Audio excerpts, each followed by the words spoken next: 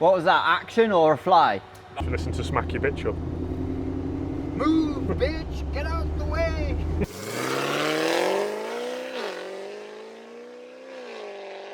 What episode are we on now? 21. 21! Got it. It all started working on a series in my dad's shed. I followed my dreams and joined the Marines, serving in Afghanistan. Defenders were always part of me. So here we are, building custom machines with my awesome team in Shropshire. We are Mahker. Hi guys, we're Mahker and this is episode 21. I'm Steve, not Dave, because he's in the office on the phone where he's been hiding all day trying to get some parts delivered. We're having a complete and utter nightmare at the minute, trying to get anything from anyone basically delivered. They've got no couriers, the people who are making it ain't got no bits to make with raw materials, and it's just been a complete and utter pain. This box here, I think this might be some seats, but I can't remember. We have having that many packages come and go, and basically it's took about 3 weeks longer than it should have to get them delivered.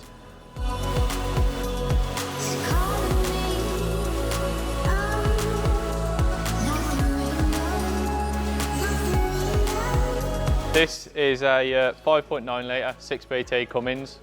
We've ripped this out on Tuesday, I think, or Monday afternoon, out of that 110 you'll see up there. It's coming out. We haven't had one out in a while, so we thought we'd show everyone what one is basically and how big it is compared to a M57 over there, 535. Yeah, so what you got to remember, guys, obviously if you want to put one of these in your Defender or your Discovery or wherever you fancy, they are, in the long short of it, out of a lorry, so they are massive and they're very heavy. I mean, you'll know we've got a big engine crane and it takes a couple of years to launch one out. This has already got a HX35W turbo one, which you can see over here, which is obviously bigger than standard to give it a bit more power, a bit more waft. Yeah, some of the features of one of these Cummins, I mean, they are pretty much as basic as an engine gets, a diesel engine especially.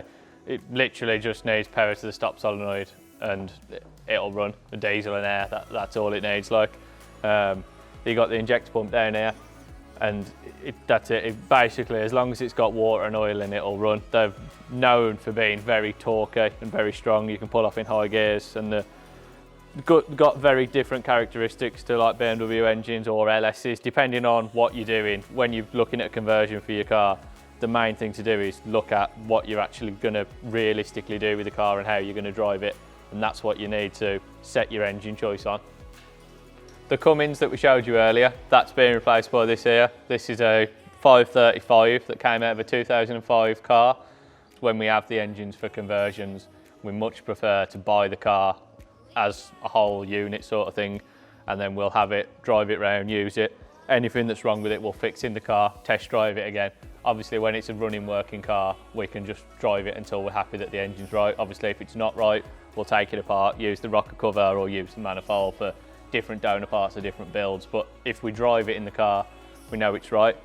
This one's a bit different to what we'd normally have, well, what we've done a lot of recently, because this is a 535, which basically the main difference is that this has got 2 turbos on, where the other M57s tend to have just one, which you can see here. So this is the primary turbo down here, the bigger one.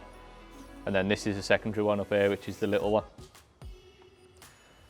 These will be more than likely replaced when we put them in the car with some form of hybrid turbo, depending on what stage we want to go to with the customer.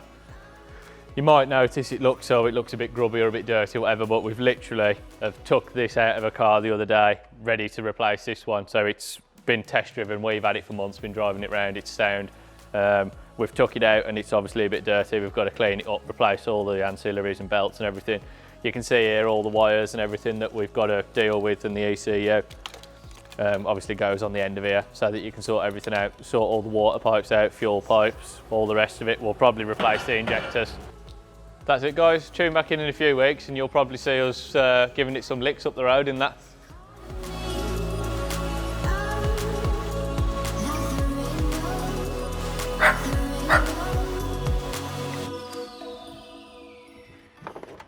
Hi guys, Dave has taken you through this van. I'm sure on the previous videos you've seen part of the build. Today I'm going to go through a little bit about the install of the Viktron system, which you saw on the bench last week in our last week's video. I'm just going to jump in. There is actually an electric step there, which at the moment is not connected, so we'll be working. If you have a look over here, basically what we've got here is a really smart split charge system. So this van has 4 100-watt solar panels on the roof, and the idea is hopefully once it's all installed, the customer can be completely off-grid for around a week. So he's got these 2 large lithium batteries here. I'm not sure if you've seen in the previous videos. Dave made a cradle for those.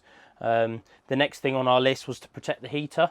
So below this seat box is an integrated water and hot air heater. So it uses diesel. It burns diesel or gas, whichever your preference is. In this van it's diesel. To heat, it will heat around 10 litres of water, which is enough for a short shower, and it will keep the van warm overnight. One of the good things about this is this huge box here, which is a 230 volt inverter. The AC capacity is 16 amps, which is quite a lot. And one of the main things about this is, if you can have a look over here to what I was building last week, I'll give you a quick breakdown of what each unit is and what it's done now it's installed. There's a few loose wires at the moment because we're just waiting on some high quality Ethernet cables. Actually, they just came in today. So we're using Cat 8 Ethernet cables. They're really high quality and basically the fastest Ethernet cables that money can buy. Basically, it all comes in here. This is called a Lynx Distributor. This is where we get our power from, at first our batteries, and then it can also bring the power out and down to this inverter here. So we'll use our 12 volt supply, and then we can turn that into 240 volt. For obviously your standard appliances. I know this customer is really keen on having a coffee machine in here. After your Lynx unit, distributor unit, we have this non-isolated DC charger.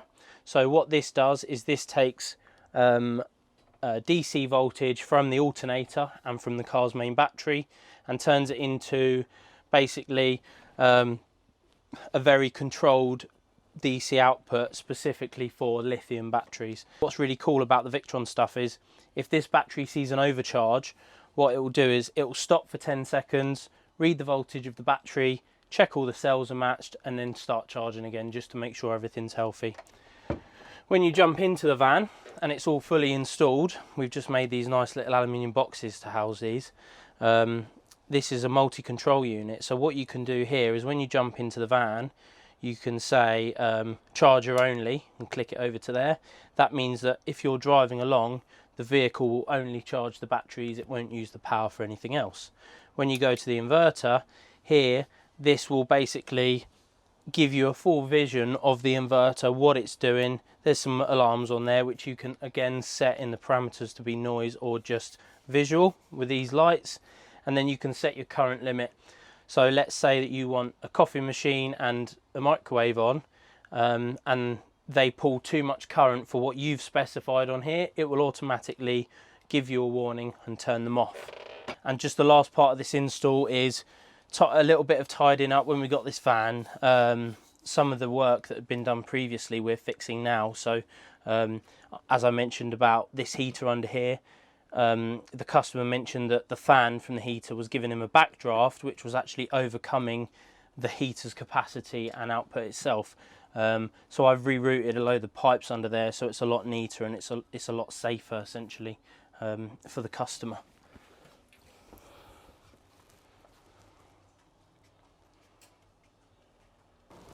So you've seen what we've done in the overland van.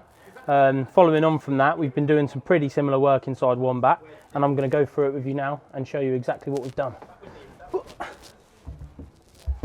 I'm not the most agile member of this team, but I will endeavour to show you what we've been up to. So if you have a look in here, the Orion smart charger that we mentioned earlier, we've got that in here, but instead of being from a solar panel, this is simply taking the power from the car's alternator and the car's battery, and it splits that charge so the car has its own power, and then when it splits it, it puts it into these lithium batteries, very similar to what we were doing in the van. The wiring here is a little bit neater. We've This is going to be on show, so we really wanted it to stand out as, you know, it shows you our quality of workmanship when we're doing wiring and installs in these cars. But also it's got a lot less in it. There's basically 3 components in this system. There's about 10 in the last system. There's this, which is called a smart shunt.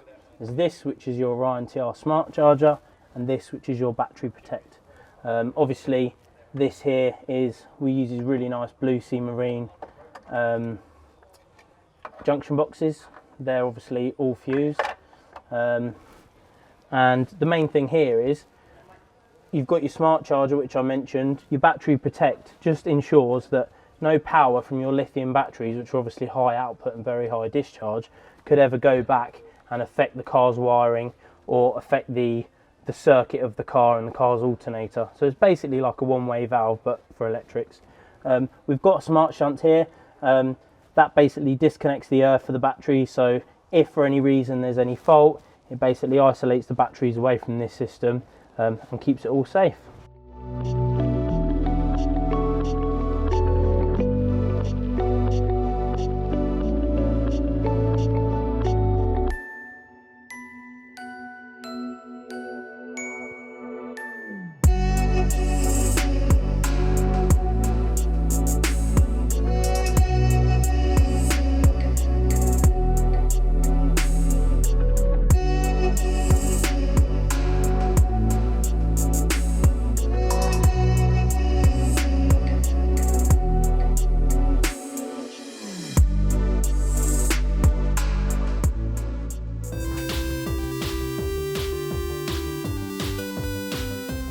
Hi guys, welcome back. This is Tig Time. Some of you might remember on the last episode I was talking about my welding torch. If you haven't seen it, go back and check it out. But here it is. Dave was nice enough to get one of these in for me. I'm over the moon with it. This is a CK Worldwide FlexiLock 230. It's a water-cooled one. Currently we're running a Series 3 head, which is the same size head you'd find on this size torch. Only with this torch we can just wind it off like this. Ooh, that's that. And then I can go and get another head with the aluminium set up on it, or a different cup or different tungsten, whatever, and just wind that on. Seems petty, but it does save a lot of time and faffing about losing your tungstens and keeping everything in order. It's better than I was expecting it to be. It's tiny, it weighs nothing. If you compare it to the old one, size-wise, it's much smaller. It's much better balanced. And on top of that, I can do this with it, which is a game changer. I can hold it like a pencil, I can hold it like this, I can hold it however I like, however I need, whatever the situation requires of me. And on top of that as well, the lines. Now, a lot of people don't think that it makes a difference, but it does make a difference because you have to hold the weight of this as well, which is often why you'll see it with it around my neck or wrapped around my arm, because then I'm not having to hold the weight of all the lines as well. And there is water running through these lines, so it's heavier than it looks. By being able to change the head so easily, all I have to do is have 2 different heads with different setups, one for stainless, one for aluminium or whatever, and I can change it that easy. You know, getting a torch set up takes as much time as pressing some buttons on a welder. It's that fast. So this is stainless. I'm just gonna write something in there, but you might have heard me in the previous episode. I've said that with a TIG welder, it's like welding with a pencil. Well, especially with a torch like this, it's very much like welding with a pencil. As you'll see now, I can hold it like a pencil. I can support my hand like it was a pencil, and in turn that means that I can make the weld as precise as what you could do it with a pencil. So the colour changing, I'm going to try and make this as pretty as possible, which means that what I'm going to do is on my post flow, I'm going to leave my post flow in place until I see that the colour of the hot steel has gone down to it's hard to explain really, that bit. Try and get nice and comfortable, go like a pencil.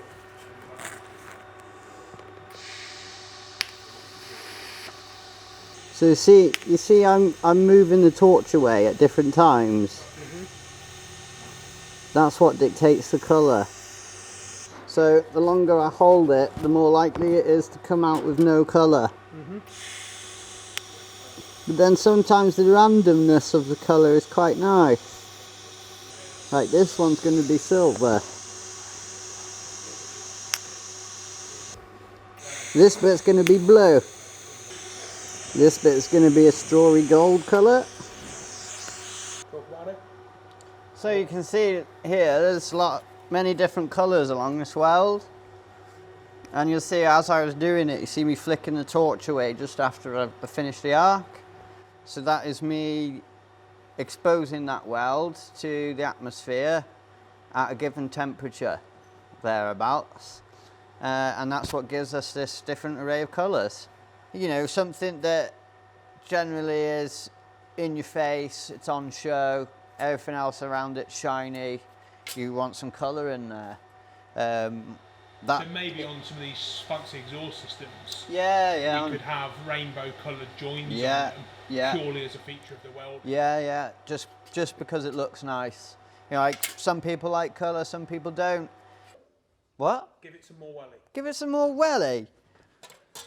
What was I saying again? That's it from me, guys. See you next week. Yeah, that's it from me, guys. See you next week. Keep welding. Weld every day. Gotta weld every day. Does not compute. Yep.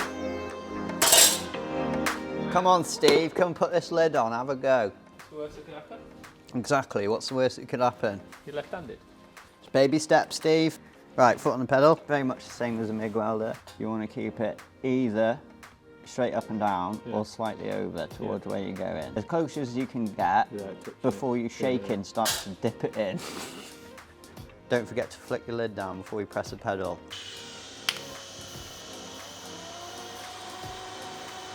More power, now start moving.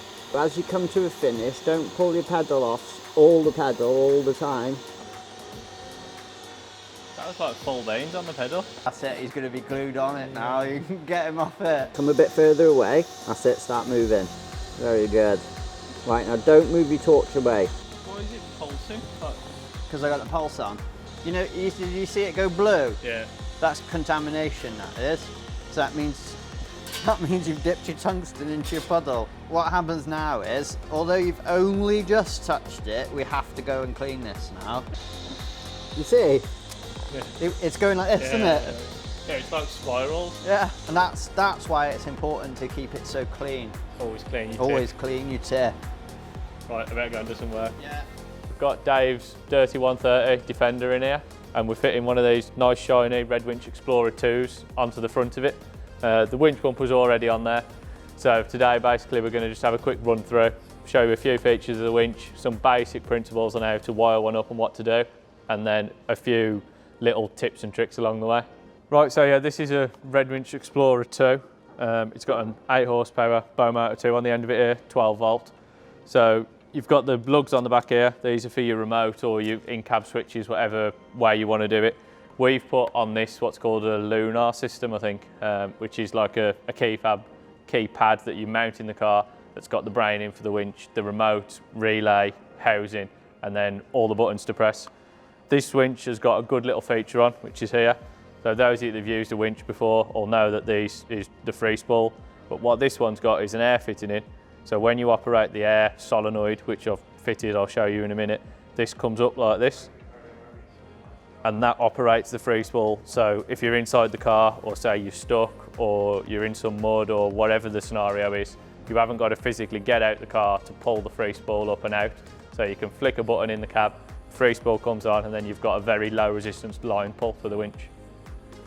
The other thing is the air brake, which is on the side here. You put a permanent air feed into the winch here, and then that feeds onto this little pipe here that pushes on there, and which goes onto the air brake. It's designed in such a way that if the air system ever fails, say you're off-road, you split a pipe, catch it on a tree, whatever, the brake comes on instantly, so it's a very good fail-safe system. So just having a quick look at the power cables and what we've got in. I've done this already, so it makes more sense for you guys, but basically you've got two big battery cables, both 70mm with 10mm lugs on or 8mm lugs actually these are. And they go direct all the way back to the battery, no joints, no splices, nothing, so that when the winch is at maximum pull or draw, it's got the most chance of getting what it needs. If you look in here, you'll see the mounting holes, which are 4 M12 bolts. They come through, up through the winch bumper like this. And that's what actually holds your winch into the bumper itself. These centres of these holes will be pretty much a standard-ish fitment for most winch bumpers.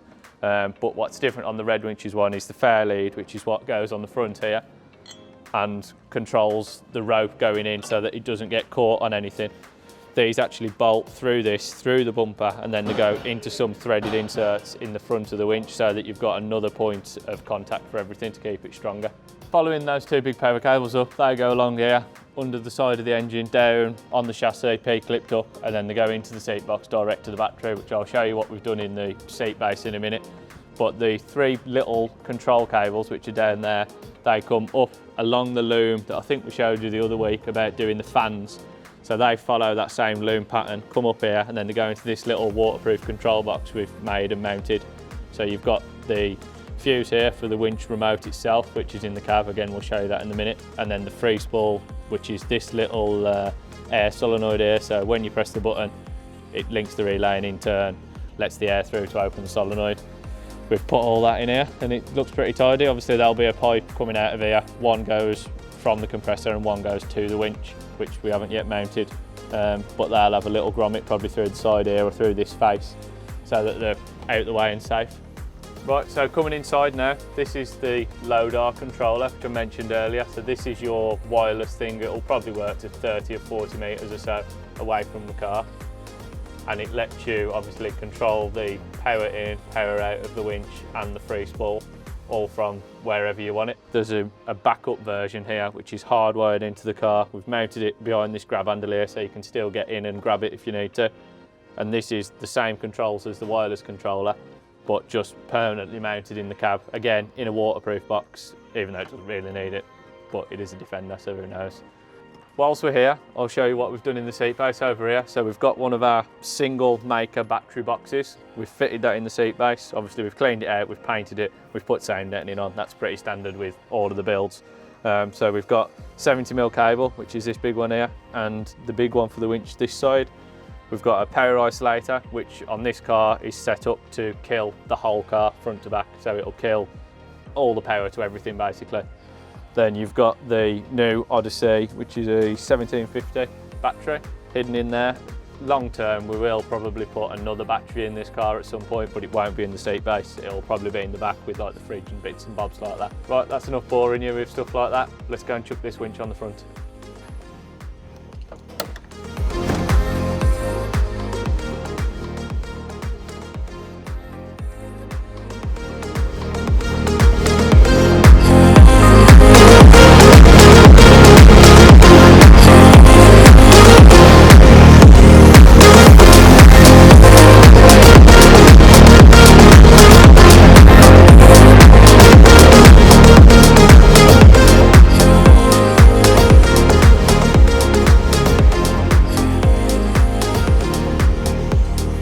That's the winch all done and mounted. As you can see, it looks pretty nice. We've got all the power cables on, all the control cables for the LODAR on the back here.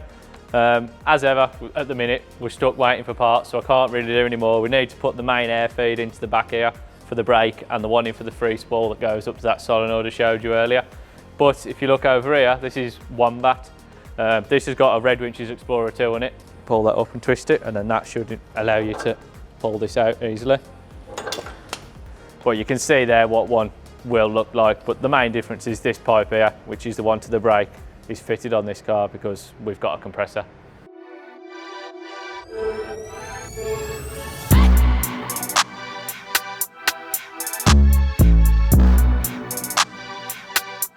Right guys, I'm back, finally. Right Steve, that tea that you need, that'll be here tomorrow. Right, about time. So you can crack on with that. And Dean, you know them fittings you need? Here they are, mate. I'll get that going. I was just looking. Yeah, I'm just doing the jig fittings on here. Sam's underneath routing these wires for this, so we can put the Ethernet cable up into the dashboard. Wicked. Put the power cables into the battery tray, and then that's this nearly buttoned off. How's it looking, Sam? Yeah. Secret squirrel wherever he's hiding. Spaghetti junction under here. Oh dear. We'll be tidy though when we get there eventually. So we've seen here, Chris, this is going to be like the rear heater. So this is an old heater that these basically come in the old series. So anyone will recognise these. They're really classical bit of kit. So what we're basically working out here is the heating pipe. So this is basically going to go through here. We're going to have diverter valves underneath the car. And as you're seeing here that Steve's just been plumbing up, these are the valves. So this one here opens and allows the hot water to flow to the back of the car. So basically Michael can have a stat on the dash that he can turn on and off, depending on what percentage of heat he wants in the back of the car. This one here will divert the water back to the engine if he's not using it. So it's going to be a quite neat system. First time we've ever fitted one in a car. Quite retro if you ask me.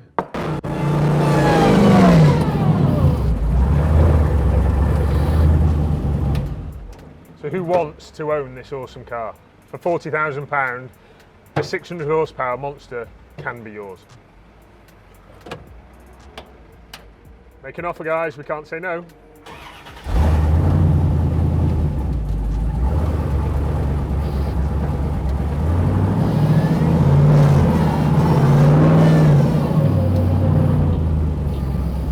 This is Neil from Red Winches' old truck. Basically, I bought this off Neil with the intentions of pulling the truck to bits, putting these monstrous axles, engine, gearbox, transfer case on a 130 Defender.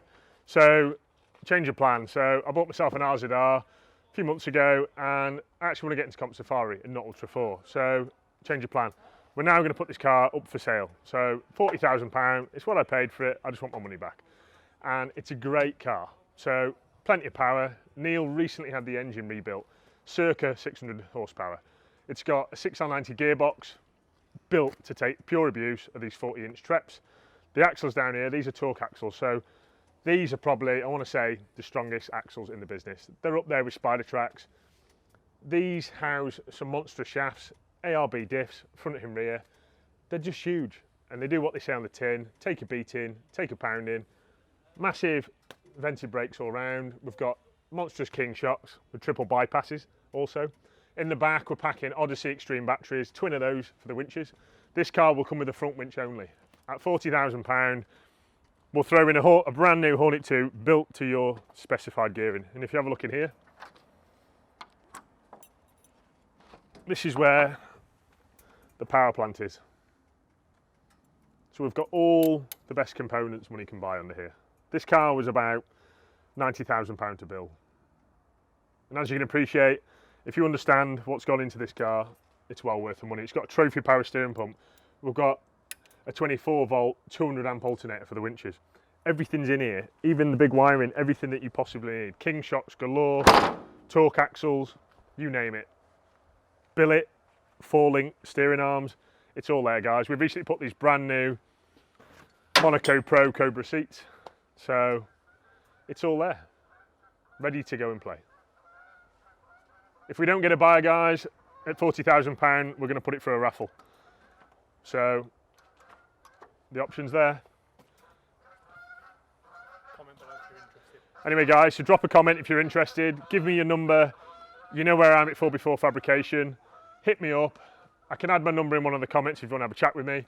But this is the car if you want to have a bit of fun. What does £40,000 get you nowadays, guys? There's no VAT on this car. It's toy, it's personal, nothing to do with the business.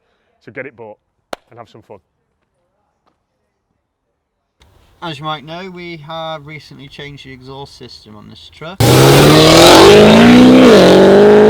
And we've also changed the position of the mass airflow sensor and we moved the air filter. So as a result of these changes that we've made on a fuel injected engine, it's best practice to recalibrate all the parameters once you change how the engine breathes. We noticed that once we had made these changes, you could just hear that it wasn't quite as silky smooth as it was, which indicates that it's noticing the change and it's having to do something about the change. So what I'm doing is I'm making that change on its fundamental base so that the system's in place to keep it all in check as the weather changes and as you go up and down in sea level and so on and so forth. So I'm putting that all into the base so that the computer doesn't have to work as hard to keep it all in check. So yeah, I need to get me a driver and we need to go and do some data logging. So what I've got in my hand is the interface for the wideband lambda sensors that we've got in the exhaust, just for the tuning process.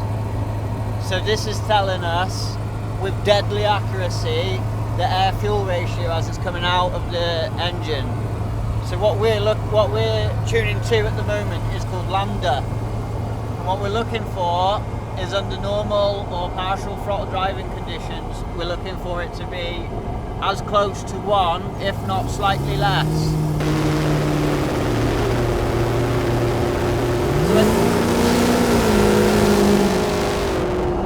So every time you let off the throttle, it cuts fuel to the cylinders, which means you get a reading of leaning out.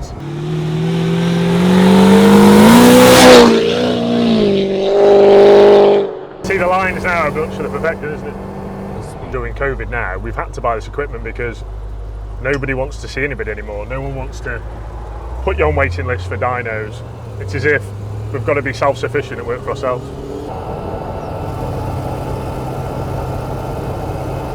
Happy? There's no queues and hopefully they've got some fuel. So this thing likes this stuff. Doesn't seem to go anywhere without it.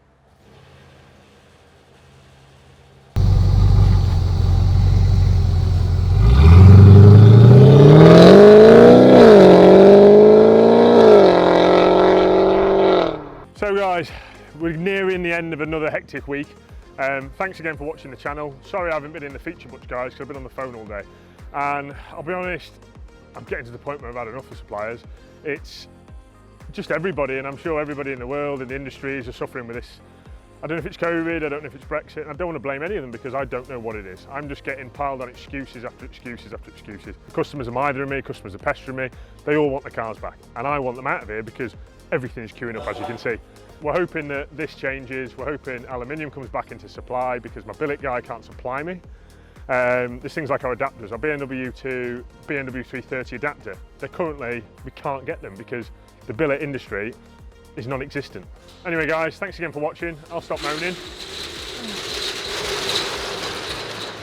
I best get home and get my tea. So anyway, like and subscribe guys. Make sure you leave a comment. We love the feedback guys. I know I've not been on the scene recently, but we're getting there.